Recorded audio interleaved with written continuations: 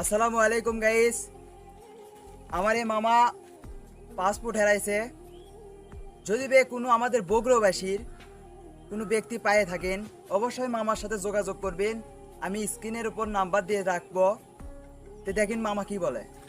ভাইয়া, ওই passport office থেকে দত্তবাড়ি পর্যন্ত আসছি। তারপরে দত্তবাড়ি পকেটের ভিতরে আমার পাসপোর্ট ছিল, লেকিন এই শিখগঞ্জ হাসপাতালের ওখানে এসে ঠিক সিএনজি থেকে নামার পরে পকেটে হাত দিয়ে দিকে আমার পাসপোর্ট নেই।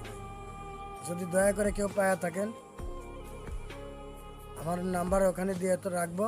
ওই নাম্বারে ফোন দিলে অন্তর পাসপোর্ট নিয়ে আপনাদেরকে চাল আস্তা করাবো, 1000 টাকা পুরস্কার দেবো আর কি।